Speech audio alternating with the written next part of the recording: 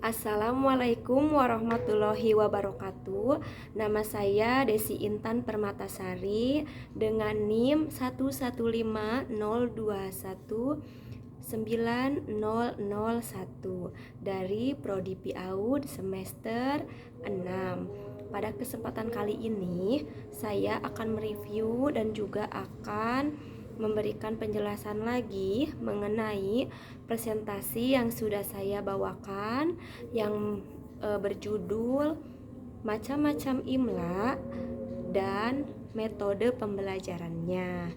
Nah, seperti yang sudah disampaikan di video presentasi saya dan teman saya Ibu Tri, bahwa imla yaitu talqin. Jadi artinya menyampaikan atau membacakan kata demi kata, kalimat demi kalimat dalam bahasa Arab secara benar. Dan untuk metode pembelajarannya disebut juga dengan metode menulis atau dikte. Nah, banyak sekali manfaat yang kita bisa ambil dengan mempelajari imla.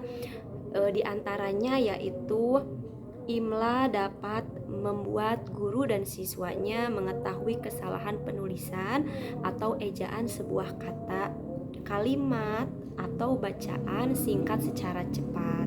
Kesalahan tersebut biasanya dibuat tiap-tiap siswa saat mengevaluasi hasil dikte atau hasil imlanya. Yang selanjutnya, manfaat yang selanjutnya, dengan membelajar imla dapat meningkatkan kemahiran mendengarkan dan menulis bagi para siswa. Selanjutnya, imla dapat menambah perbedaan kosakata. Imla juga melatih daya ingat jangka pendek untuk siswa akan kata-kata yang kalimatnya didengar sebelum dituliskan pada buku mereka. Nah, selanjutnya manfaat mempelajari imla yaitu dapat menjadi acuan yang baik bagi keseluruhan kemahiran bahasa. Nah, macam-macam imla itu diantaranya ada 4. Yang pertama itu imla mankul. Nah, imla mankul ini digunakan untuk peserta didik yang pemula atau untuk orang yang pemula dalam belajar imla. Yang selanjutnya yaitu macam-macam imla, yaitu ada imla mandur. Nah, dalam imla mandur, peserta didik membaca dan memahaminya, kemudian ditutup nih buku tulisnya dan diejakan. Nah, yang selanjutnya yang ketiga yaitu imla istimai, yaitu peserta didik atau siswa mendengarkan potongan kata setelah pembahasan kalimat atau setelah gurunya itu membacakan kalimat atau kosakata. Yang selanjutnya yaitu ada imla ikhtibari. Jadi macam imla ini diberikan kepada siswa yang telah menguasai. Jadi ini bukan untuk yang macam-macam imla untuk pemula, tetapi yang sudah bisa dikatakan mahir karena sudah menguasai dan juga sudah memahami dengan baik teori-teori imla. Nah, yang selanjutnya itu mengenai metode apa sih yang bisa kita gunakan dalam pembelajaran imla. Metodenya itu bisa dengan cara ibu guru atau guru menuliskan kosakata atau katanya itu di papan tulis. Nah, lalu anaknya itu atau siswanya itu ikut menulis juga, menyalinnya di bukunya masing-masing. Jadi mengikutinya itu dengan menirukan sesuai dengan yang gurunya tulis di papan tulis.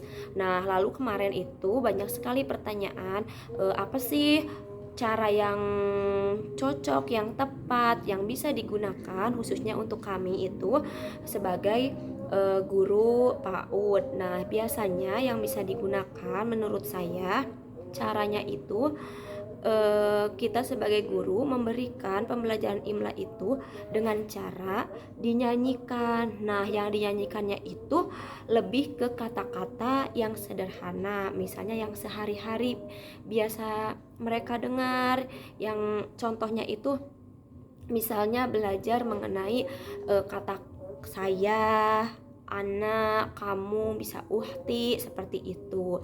Nah, lalu bisa dinyanyikan atau juga belajar imlanya itu anak-anak mengenal angka seperti itu, lalu dinyanyikan agar anak PAUD itu kan senangnya itu belajar sambil bermain dan juga sambil bernyanyi. Jadi dinyanyikan agar lebih menarik, anak-anak antusias dan mereka juga lebih fokus dalam mengikuti pembelajaran imla yang kita berikan. Namun apabila metode yang digunakan itu bisa dengan cara, apabila untuk siswa yang bukan PAUD bisa dengan cara metode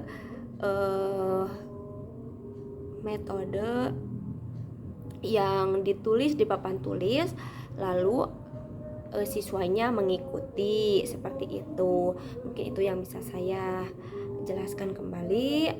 Mohon maaf apabila banyak kekurangan. Wassalamualaikum warahmatullahi wabarakatuh.